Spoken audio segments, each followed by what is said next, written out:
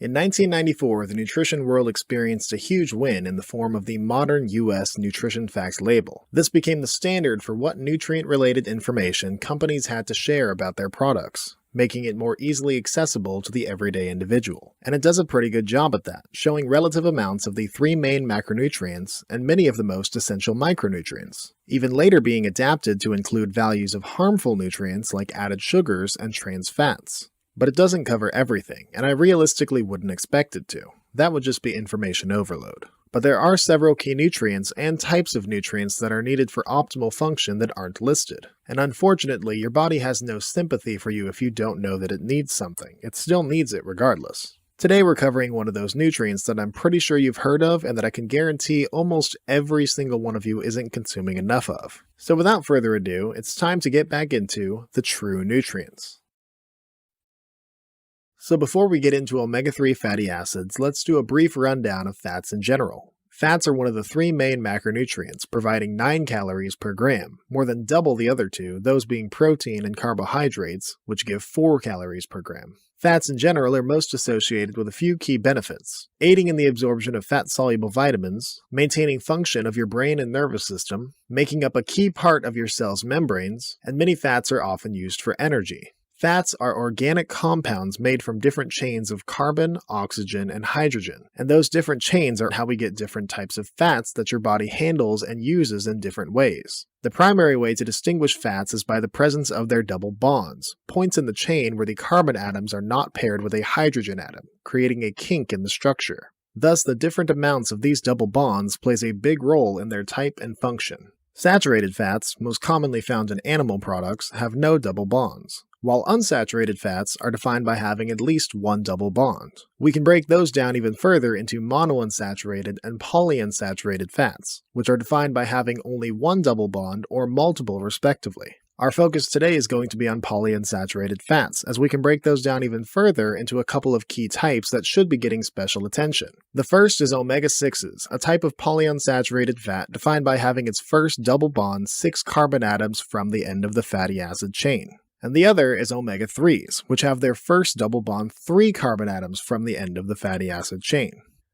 Omega-3 fatty acids are considered an essential nutrient due to your body not being able to produce it on its own. They're used all across the body but have an especially high concentration in your brain and eyes. A deficiency in omega-3s has been shown to lead to cognitive decline and several chronic diseases like heart disease, arthritis, cancer, and depression. As of now, there are 11 types of omega-3s found in nature, with the main 3 being alpha-linolenic acid, icosapentaenoic acid, and docosahexaenoic acid, or ALA, EPA, and DHA for short. ALA exclusively comes from plant-based sources. It's commonly used for energy but can be converted into the active forms of EPA and DHA. However, the conversion rate is incredibly inefficient. At the very most, 10% of ALA is converted into EPA, and the conversion rate is even lower into DHA. EPA and DHA are found primarily in seafood like fish and shellfish, but also grass-fed animals and certain types of algae. EPA is one of the better forms of omega-3s and is known for producing eicosanoids, signaling molecules that reduce inflammation. And DHA is a very important structural element in your skin, brain, and the retinas in your eyes. It's recommended that no matter what diet you follow, you find a way to get on average 250 to 500 milligrams of combined EPA and DHA a day. The benefits of omega-3s are vast and are often much more than even advertised. Perhaps the most talked about benefit is the reduction of chronic inflammation. While some inflammation is a necessary response to infections, long-term inflammation can be incredibly painful and contribute to various chronic diseases, specifically heart disease. The next is probably its benefits for brain function. DHA is essential for the growth and development of your brain from a very young age. It's needed for learning and memory throughout life, and it's shown to prevent age-related mental decline and cognitive-related diseases like Alzheimer's and dementia. And piggybacking off of that, consuming omega-3s regularly is shown to combat depression and feelings of anxiety. Interestingly, EPA appears to be the most beneficial for this. And the last main function of omega-3s is its contribution to eye health. As I said earlier, DHA is one of the primary structural components of your eye's retinas. Without it, your vision will likely decline and you'll be much more at risk to permanent eye damage. And while the proven major benefits end there, omega-3s are one of the most studied nutrients, and thus several beneficial associations have been discovered. Omega-3s are shown to improve artery function, raise HDL levels, lower blood pressure, curb joint pain, especially from rheumatoid arthritis, contribute towards cell membranes, providing structure and interaction between cells, support skin health, reduce fat in your liver, improve bone strength, and aid with better sleep. It almost seems like more benefits from omega-3s are being discovered every day. Now, I would say the biggest downside of omega-3s is that it's a nutrient that a good amount of the population is going to have to actively seek out. The average Western diet contains little to none due to the most common foods not being very omega-3 rich. As I said earlier, the best omega-3s mainly come from the sea plants like algae, and the marine life that regularly consumes it. Here is a list of some of the best sources of omega-3s that you would realistically encounter if you seek them out. Also displaying the omega-3 type or types and their concentrations per 100 grams and per 100 calories. You'll notice some of the best sources are smaller fish that encounter omega-3 rich algae regularly, followed directly by their immediate predators and the algae itself. You'll also notice a few of the best plant-based omega-3 sources like seeds, walnuts, and those dreaded Brussels sprouts contain some of the highest raw quantities, but keep in mind that this is ALA, the kind that needs to be converted to truly be that helpful, and again, that conversion rate is very low. Many larger fish, higher on the food chain, can also be a solid source, but they're also typically higher in heavy metals like mercury and are thus not recommended for regular consumption.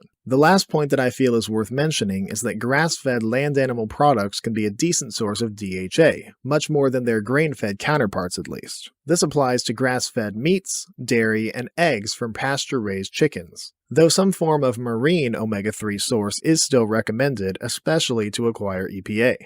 Unfortunately, even with a decent list of sources, plenty of people are not able to consistently consume those foods, often due to access or cost issues. Thus, many people turn to omega-3 supplements, and omega-3 supplements seem to be one of the least controversial ones out there. The benefits of omega-3s are at this point pretty undeniable and a worthy investment as long as you make sure to get the right kind. The first you're likely to encounter is natural fish oil. These come directly from oily fish, typically salmon, sardine, herring, and cod liver. They contain roughly 18 to 30% of EPA and DHA, the active forms of omega-3.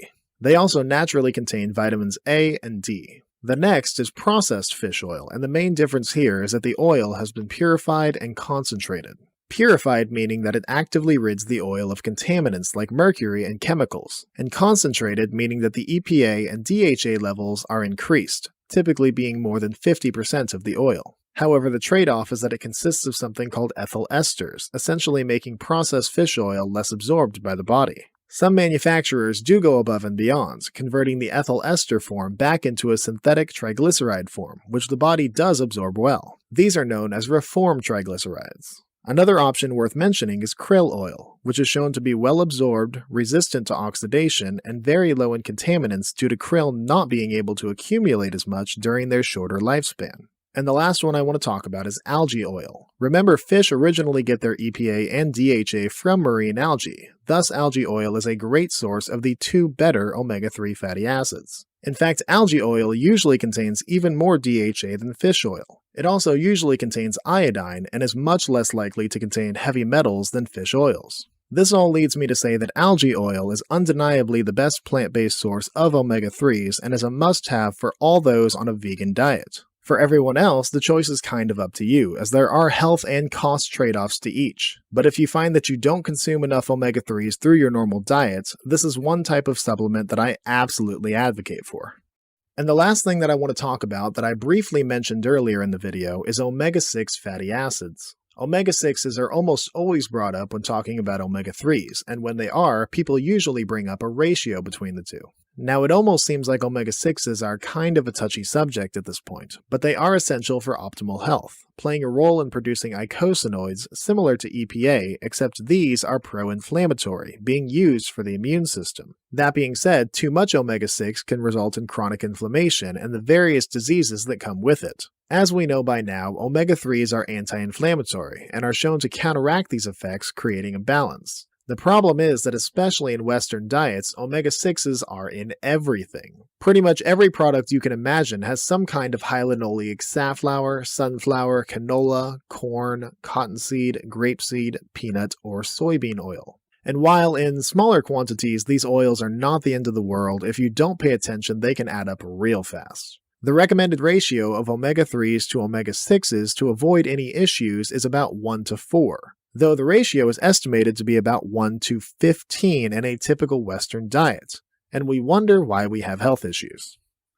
And there you have it, one of the truest nutrients there is. One that if you aren't consuming on a regular basis, you need to get on that as soon as possible. Omega-3s are absolutely critical to your overall health, and especially the function of your brain, heart, and eyes. Even if you have to take a supplement, don't miss out on this one or you will pay dearly.